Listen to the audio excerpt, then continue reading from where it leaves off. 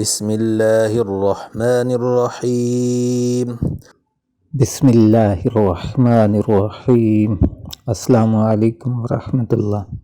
جیسا کہ پہلے بھی تمام دوست احباب کو اور ویورز کو آگاہ کیا گیا ہے پہلی ویڈیو میں کہ یہ ہم نے سیرت خاتم الانبیاء حضرت محمد مصطفیٰ صلی اللہ علیہ وآلہ وسلم کے حالات زندگی پر ایک جامع اور مفصل ویڈیوز کا سلسلہ شروع کیا ہے۔ تو یہ بچوں اور بڑوں کے لیے انتہائی علمی خزانہ اور ذخیرہ بھی ہے اور حالات زندگی سے آگاہی بھی ہے جو کہ اسلامی تعلیمات کے سے بھرپور ہے۔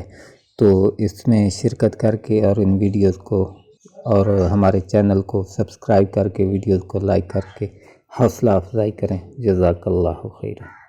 عنوان: 100 اونٹوں کی قربانی۔ عبد المطلب کو یہ حکم اس وقت دیا گیا جب وہ اپنی منت بھول چکے تھے۔ پہلے خواب میں ان سے کہا گیا منت پوری کرو۔ انہوں نے ایک مینڈھا ذبح کر کے غریبوں کو کھلا دیا۔ پھر خواب آیا اس سے بڑی پیش کرو۔ اس مرتبہ انہوں نے ایک بیل ذبح کر دیا۔ خواب میں پھر یہی کہا گیا اس سے بھی بڑی پیش کرو۔ اب انہوں نے اونٹ ذبح کیا۔ پھر خواب آیا اس سے بھی بڑی چیز پیش کرو۔ انہوں نے پوچھا اس سے بھی بڑی چیز کیا ہے؟ تب کہا گیا اپنے بیٹوں میں سے کسی کو ذبح کرو جیسا کہ تم نے منت مانی تھی۔ اب انہیں اپنی منت یاد آئی۔ اپنے بیٹوں کو جمع کیا، ان سے منت کا ذکر کیا۔ سب کے سر جھک گئے، کون خود کو ذبح کرواتا۔ آخر عبداللہ بولے ابا جان آپ مجھے ذبح کر دیں۔ یہ سب سے چھوٹے تھے، سب سے خوبصورت تھے، سب سے زیادہ محبت بھی عبد المطلب کو انہی سے تھی، لہٰذا انہوں نے قرعہ اندازی کرنے کا ارادہ کیا۔ تمام بیٹوں کے نام لکھ کر قرعہ ڈالا گیا۔ عبداللہ کا نام نکلا۔ اب انہوں نے چھری لی، عبداللہ کو بازو سے پکڑا اور انہیں ذبح کرنے کے لیے نیچے لٹا دیا۔ جو ہی باپ نے بیٹے کو لٹایا عباس سے ضبط نہ ہو سکا، فوراً آگے بڑھے اور بھائی کو کھینچ لیا۔ اس وقت یہ خود بھی چھوٹے سے تھے۔ ادھر باپ نے عبداللہ کو کھینچا۔ اس کھینچا تانی میں عبداللہ کے چہرے پر خراشیں بھی آئیں۔ ان خراشوں کے نشانات مرتے دم تک باقی رہے۔ اس دوران بنو مخزوم کے لوگ آ گئے۔ انہوں نے کہا آپ اس طرح بیٹے کو ذبح نہ کریں، اس کی ماں کی زندگی خراب ہو جائے گی۔ اپنے رب کو راضی کرنے کے لیے بیٹے کا فدیہ دے دیں۔ اب سوال یہ تھا کہ فدیہ کیا دیا جائے۔ اس کی ترکیب یہ بتائی گئی کہ ایک کاغذ پر 10 اونٹ لکھے جائیں، دوسرے پر عبداللہ کا نام لکھا جائے۔ اگر 10 اونٹ والی پرچی نکلے تو 10 اونٹ قربان کر دیے جائیں۔ اگر عبداللہ والی پرچی نکلے تو 10 اونٹ کا اضافہ کر دیا جائے۔ پھر 20 اونٹ والی پرچی اور عبداللہ والی پرچی ڈالی جائے۔ اگر 20 اونٹ والی پرچی نکلے تو 20 اونٹ قربان کر دیے جائیں، ورنہ 10 اونٹ اور بڑھا دیے جائیں۔ اس طرح 10-10 کر کے اونٹ بڑھاتے جائیں۔ عبد المطلب نے ایسا ہی کیا، 10-10 اونٹ بڑھاتے چلے گئے۔ ہر بار عبداللہ کا نام نکلتا چلا گیا، یہاں تک اونٹوں کی تعداد 100 تک پہنچ گئی۔ تب کہیں جا کر اونٹوں والی پرچی نکلی۔ اس طرح ان کی جان کے بدلے 100 اونٹ قربان کیے گئے۔ عبد المطلب کو اب پورا اطمینان ہو گیا کہ اللہ تعالیٰ نے عبداللہ کے بدلہ 100 اونٹوں کی قربانی منظور کر لی ہے۔ انہوں نے کعبے کے پاس 100 اونٹ قربان کیے اور کسی کو کھانے سے نہ روکا۔ سب انسانوں، جانوروں اور پرندوں نے ان کو کھایا۔ امام ظاہری کہتے ہیں کہ عبد المطلب پہلے آدمی ہے جنہوں نے آدمی کی جان کی قیمت 100 اونٹ دینے کا طریقہ شروع کیا۔ اس سے پہلے 10 اونٹ دیے جاتے تھے۔ اس کے بعد یہ طریقہ سارے عرب میں جاری ہو گیا۔ گویا قانون بن گیا کہ آدمی کا فدیہ 100 اونٹ ہے۔ نبی کریم صلی اللہ علیہ وآلہ وسلم کے سامنے جب یہ ذکر آیا تو آپ نے اس فدیہ کی تصدیق فرمائی، یعنی فرمایا کہ یہ درست ہے، اور اسی بنیاد پر نبی کریم صلی اللہ علیہ وآلہ وسلم فرماتے ہیں میں 2 ذبیحوں یعنی حضرت اسماعیل علیہ السلام اور حضرت عبداللہ کی اولاد ہوں۔ حضرت عبداللہ قریش میں سب سے زیادہ حسین تھے۔ ان کا چہرہ روشن ستارہ کی مانند تھا۔ قریش کی بہت سی لڑکیاں ان سے شادی کرنا چاہتی تھیں، مگر حضرت عبداللہ کی حضرت آمنہ سے شادی ہوئی۔ حضرت آمنہ وہب بن عبد مناف بن زہرہ کی بیٹی تھیں۔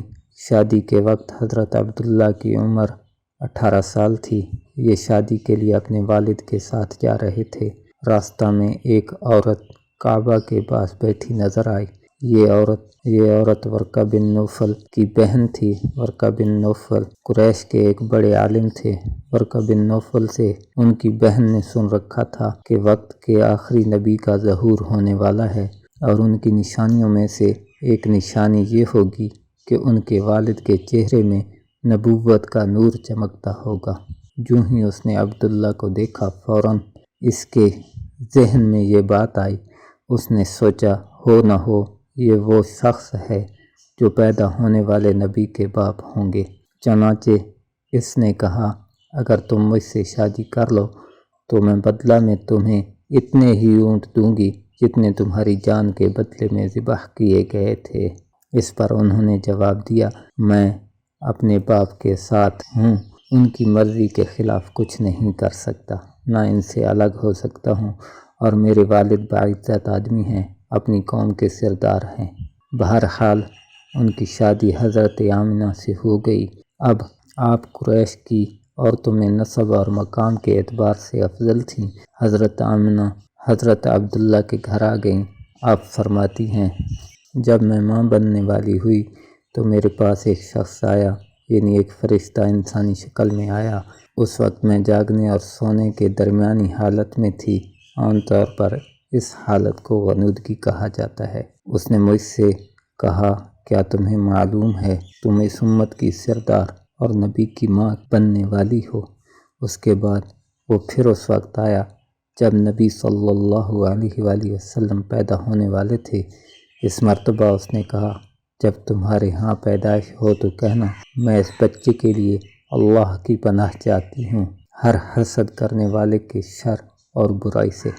پھر تم اس بچے کا نام محمد رکھنا، کیونکہ ان کا نام تورات میں احمد ہے، اور زمین اور آسمان والے ان کی تعریف کرتے ہیں، جبکہ قرآن میں ان کا نام محمد ہے۔ کیونکہ ان کا نام تورات میں احمد ہے اور زمین اور آسمان والے ان کی تعریف کرتے ہیں، جبکہ قرآن میں ان کا نام محمد ہے، اور قرآن ان کی کتاب ہے، البدایہ والنہایہ۔ ایک روایت کے مطابق فرشتے نے ان سے یہ کہا، تم وقت کے سردار کی ماں بننے والی ہو۔ اس بچی کی نشانی یہ ہوگی کہ اس کے ساتھ ایک نور ظاہر ہوگا جس سے ملک شام اور بصرہ کے محلات بھر جائیں گے۔ جب وہ بچہ پیدا ہو جائے گا تو اس کا نام محمد رکھنا، کیونکہ تورات میں ان کا نام احمد ہے، آسمان اور زمین والے ان کی تعریف کرتے ہیں، اور انجیل میں ان کا نام احمد ہے کہ آسمان اور زمین والے ان کی تعریف کرتے ہیں، اور قرآن میں ان کا نام محمد ہے، البدایہ والنہایہ۔ حضرت عبداللہ کے چہرے میں جو نور چمکتا تھا شادی کے بعد، وہ حضرت آمنہ کے چہرے میں آ گیا تھا۔ امام زہری فرماتے ہیں، حاکم نے یہ روایت بیان کی ہے اور اس کو صحیح قرار دیا ہے کہ صحابہ رضی اللہ عنہم نے حضور نبی کریم صلی اللہ علیہ وآلہ وسلم سے عرض کیا، اے اللہ کے رسول، ہمیں اپنے بارے میں کچھ بتائیے۔ آپ صلی اللہ علیہ وآلہ وسلم نے ارشاد فرمایا، میں اپنے باپ ابراہیم علیہ السلام کی دعا ہوں، اپنے بھائی عیسیٰ علیہ السلام کی بشارت ہوں اور خوشخبری ہوں۔ جب میں اپنی والدہ کے شکم میں آیا تو انہوں نے دیکھا گویا ان سے ایک نور ظاہر ہوا ہے جس سے ملک شام میں بصرہ کے محلات روشن ہو گئے۔ حضرت آمنہ نے حضرت حلیمہ سعدیہ سے فرمایا تھا، میرے اس بچے کی شان نرالی ہے، یہ میرے پیٹ میں تھے تو مجھے کوئی بوجھ اور تھکن محسوس نہیں ہوئی۔ حضرت عیسیٰ علیہ السلام وہ آخری پیغمبر ہیں جنہوں نے آپ صلی اللہ علیہ وآلہ وسلم کی آمد کی خوشخبری سنائی ہے۔ اس بشارت کا ذکر قرآن میں بھی ہے۔ سورہ صف میں اللہ تعالیٰ فرماتے ہیں، اور اسی طرح وہ وقت بھی قابل ذکر ہے جبکہ عیسیٰ بن مریم علیہ السلام نے فرمایا کہ اے بنی اسرائیل، میں تمہارے پاس اللہ کا بھیجا ہوا آیا ہوں کہ مجھ سے پہلے جو تورات آ چکی ہے میں اس کی تصدیق کرنے والا ہوں، اور میرے بعد جو ایک رسول آنے والا ہے ان کا نام مبارک احمد ہوگا، میں ان کی بشارت دینے والا ہوں۔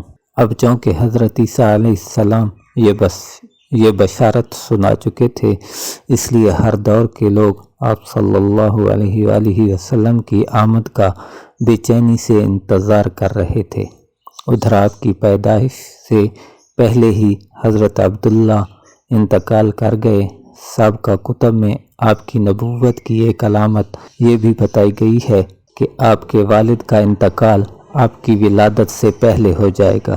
حضرت عبداللہ ایک تجارتی قافلے کے ساتھ تجارت کے لیے گئے تھے، اس دوران بیمار ہو گئے اور کمزور ہو کر واپس لوٹے۔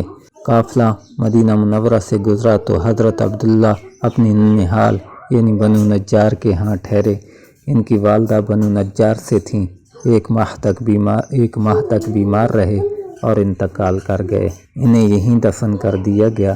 تجارتی قافلہ جب حضرت عبداللہ کے بغیر مکہ مکرمہ پہنچا اور عبد المطلب کو پتہ چلا کہ ان کے بیٹے عبداللہ بیمار ہو گئے ہیں اور مدینہ منورہ میں اپنے ننھیال میں ہیں، تو انہیں لانے کے لیے عبد المطلب نے اپنے بیٹے زبیر کو بھیجا۔ جب یہ وہاں پہنچے تو عبداللہ کا انتقال ہو چکا تھا۔ مطلب یہ کہ آپ صلی اللہ علیہ وآلہ وسلم اس دنیا میں اپنے والد کی وفات کے چند ماہ بعد تشریف لائے۔ صدق اللہ العظیم۔